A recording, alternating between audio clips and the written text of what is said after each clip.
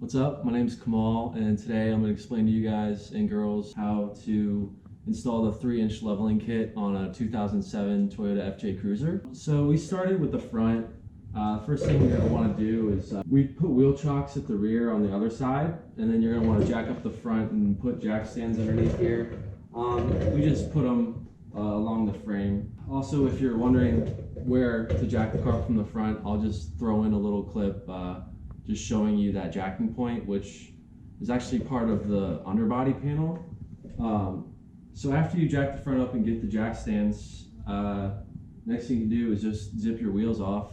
The kit comes with instructions on how to do everything. We kind of did things like slightly different to make it a little easier on us. And with that being said, the first thing we did was just take down the underbody cover in the front, which is four 10 or I don't know what size they are, but 4 bolts. And at the front here, when that drops down, it just has these little hooks, so you have to get off and pull that forward. So the reason we took that off is so we could take the sway bar out. In the instructions, it just tells you to remove this one end link from it, because it bolts here and the arm comes around and it's actually in this area. And what we realized is to get the McPherson strut out to put your puck on, it made it pretty, there just wasn't a lot of room. So instead of messing around with it for a while, we just took it off. It's just 4 bolts that hold this on. So I would recommend doing that to give yourself extra room. Once you do that,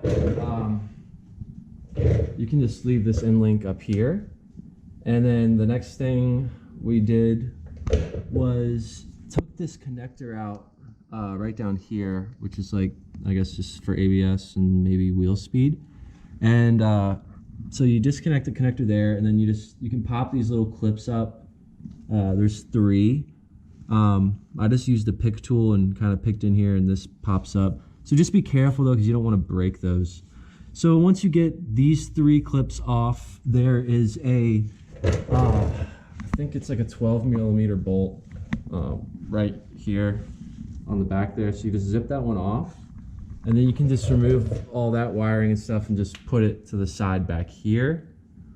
Then the next thing we did was took your tie rod end out. So this just has this like cotter pin, I don't know, cotter pin is what they call them.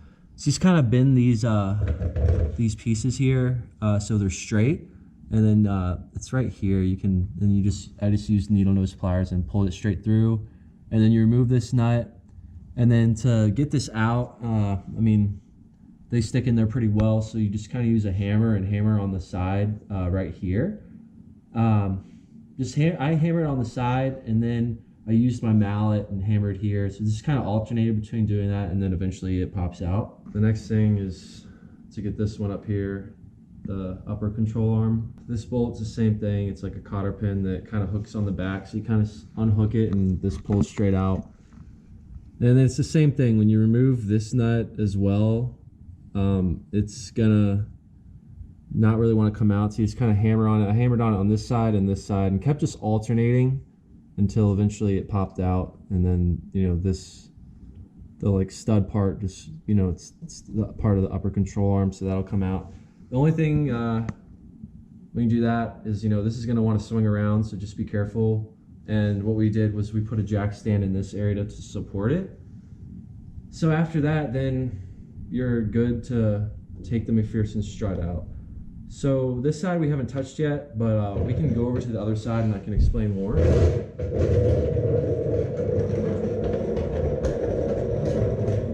So this side we actually took it out, put the puck on.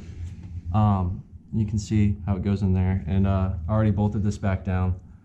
So when you're taking this one out, you want to, you know, get these top 3 out and then remove the bottom one. It was a little tough to get the bottom one out just because it's going to be kind of wedges in there. And you can see right here how we have the jack supporting, just have it right under the lip of the rotor, and also had the jack there for assurance as well, holding this lower arm.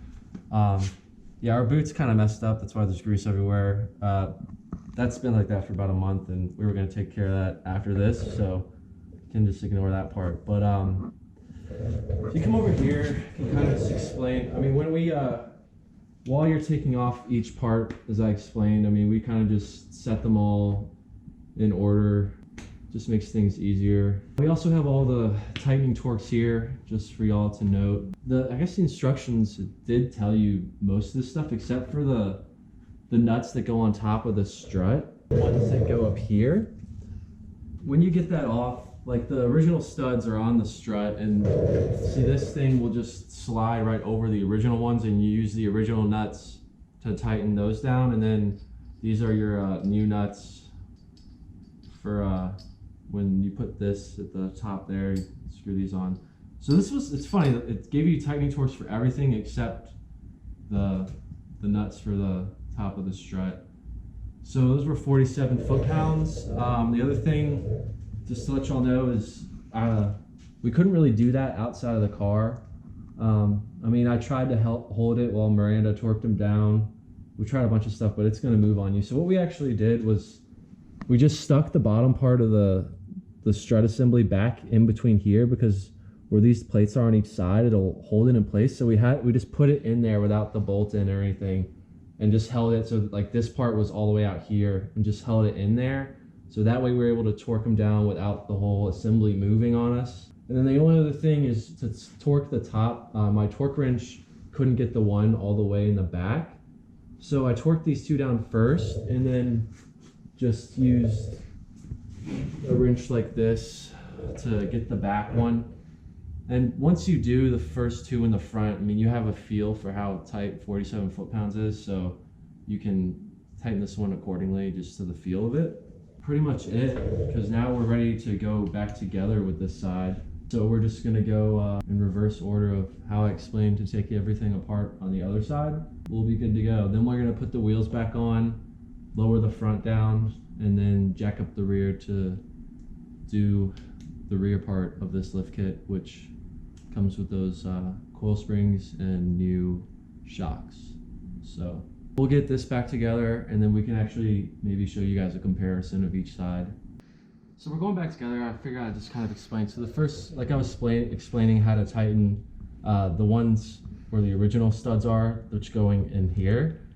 Explain how we torqued those, and then you tighten and torque the two up here, tighten the one in the back. And then when it comes to this, the bolt comes from the rear and goes to the front, and then you put the nut on and you torque this one down to 100 foot-pounds. Then after that, you can do your upper control arm, put that back together. And what we did to get this up here is, you can see we put the jack right here where under the lower control arm. Just when you're jacking that up, watch the jack stand, because once you see that the frame barely lift and lose pressure on here, you should stop jacking it up there. And then what you do is you just pull this, like pull it down, and get that lined up and get the bolt started. So yeah, it was a little tough, but with two people, it's really wasn't that bad. So now we'll tighten down the upper control arm ball joint to 40 foot-pounds and put the cotter pin back in place. The next thing you can do is get your tie rod back on, which this one is torqued to 65 foot-pounds. Then you put the cotter pin in there. So this part was straight, so you just push the pin in that way, and then the top one I just curved back up so it can't come back out. Then after that, what you can do is put this, the wiring for the ABS sensor back in place, which there was this one bracket with this bolt right here. You just put this bracket back on, and then you do the 3 clips I showed earlier. And after that, you're done. It's really just this end link once we get the sway bar back in. And with the suspension hanging by itself right now, you can see how much more insane this arm is down compared to the other side, which we'll show you in a second. I mean, I know this looks extreme now, but when you have the wheel and the car sits back down, I mean, this will come back up and not be so extreme. And then that's also why, like, if you go any more than 3 inches, I guess a lot of these kits come with like new arms, and I don't know what all they come with, but it's more than just doing like a puck, basically, like we did. So this side, you can see how it looks compared to this side, which you can tell this part's a lot higher. we finished that side. Now we're gonna come over here and get this side done, put it all back together, and put the wheels on and put it on the ground, and then we're gonna get started on the rear. All right, so now we're doing the lift on the back. So the first thing you wanna do is get the car up on jack stands, and to do that, under here, you can literally just jack the car up right under where the differential is on the rear solid axle. And then just put our jack stands on the frame kind of as far back as we could before hitting this right here. Then obviously the next thing we did was take off the wheels. So the first thing you do back here is you're gonna take the old strut out, which this is a 17mm nut. So when you try to loosen this, you'll see the whole thing will just spin. So we did spray it with PB Blaster, but what you're really gonna need to do is get some something to clamp onto it. So I literally just clamped onto this and held it super tight while Miranda got the nut off the top. So you're gonna need that to get that. And then there's another 17mm nut right here that you're gonna unscrew. And then this will just slide off this like cylinder that this screws into.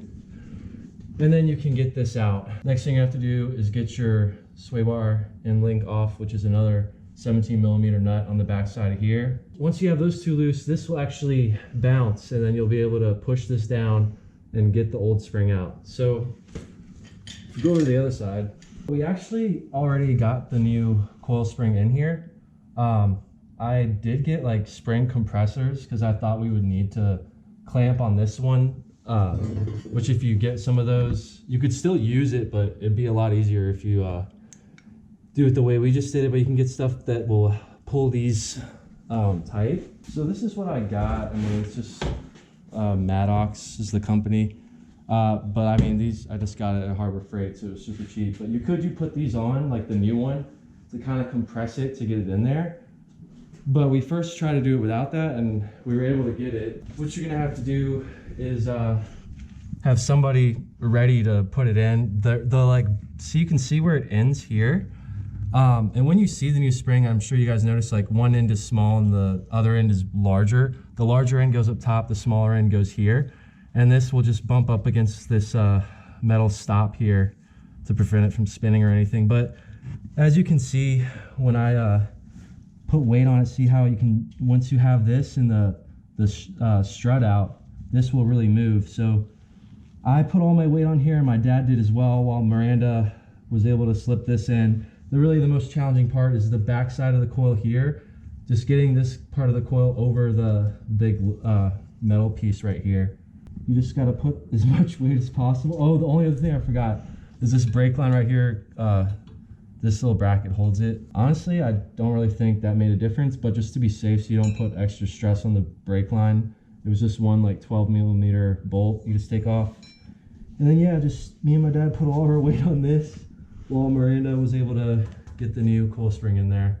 So now we're gonna go back in with the new strut that comes with it. The only thing about that is if you look here, it comes with some new pieces. So for the bottom nut that holds the strut on, you need to save this one and reuse that.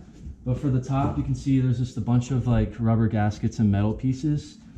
So on the new one, you have these two rubber pieces that look identical. So the instructions don't really specify how to do this, but as you can see with the two metal pieces, this one won't slide down over that. So just with this gold one, slide that down. And then you're gonna put this rubber piece with this lip facing up. And then once we get the strut in, we're gonna put this one on top and push that all the way down, put this on after this piece like that, then put the nut on. I mean, once we get it in the car, I'll show you guys again. All right, so we put that side back together before we even got to this side, just so you guys know, like, you don't have to have things disconnected on both sides in order to do this. Just so you can knock out one side and then come do the second side, which it's always nice to do anything like that, really, because then if you have a question in your mind, like, oh, I forgot how this was, that way you're able to go look at the other side and you can know, oh, that's how it goes. So the only thing that was kind of confusing to figure out was how this stuff goes up here. So this rubber piece is just on the strut. I guess it's like a bump stop, even though I doubt it ever would get to that point. But then you put that gold washer thing in here, then you put these two rubber parts I think are identical. So then you put one, there's like a little lip on one end and then it's kind of round on the other. The round goes down and the lip goes up here, because through this metal piece, I guess, is where those two edges kind of goes through. So we kind of just checked out a few different ways and decided that this was the way that looked best. And then you just put the ring or the washer on top of the other rubber thing. So these rubber things are basically squishing the metal part of the frame, and then we put this nut on.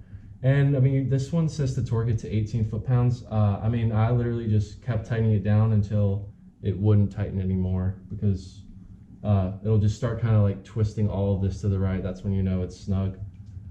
So same thing on this side. We were able to, just by putting our weight on this after disconnecting the brake line here, the end link, and then removing the old shock, we're able to get it out. So that was convenient that we didn't have to mess around with those spring compressors, because those things are kind of tricky and dangerous to deal with anyways. So I was happy we were able to get it without that. And then same thing on this side, just the lip for where it needs to be is right here. So just make sure the end butts up against this lip and it's not caught above it or anything.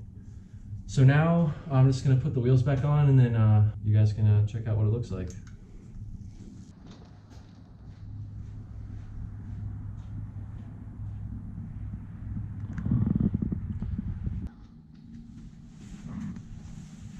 Yeah, looks cool.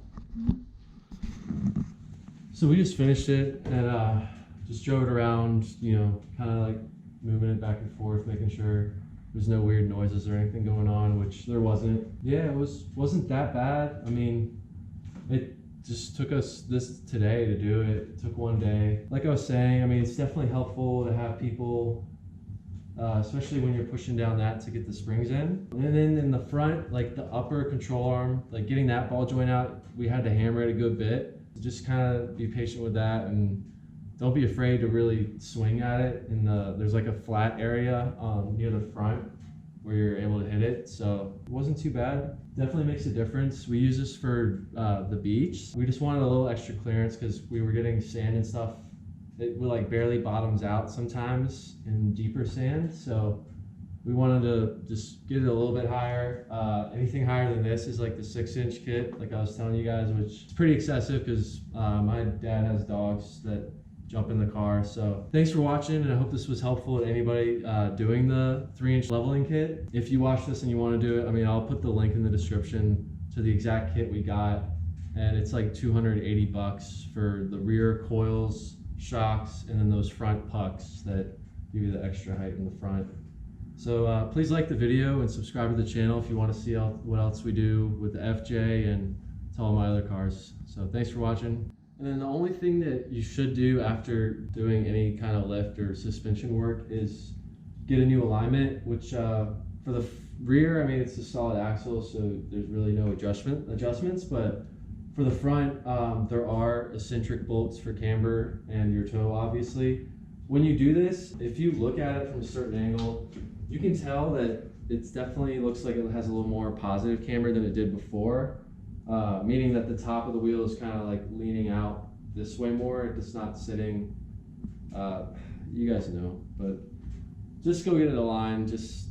It'll save your tires and make it ride better. The only other thing that we're planning on doing now that we've done this is getting some spacers to poke the wheels out a little bit, which, since it's a little bit higher and your center of gravity is a little bit higher, like when you turn, I mean, it's gonna wanna like wobble left and right a little more. So getting those spacers and increasing the width will definitely help with that, especially since we're kind of like messing around with this thing off-road in sand.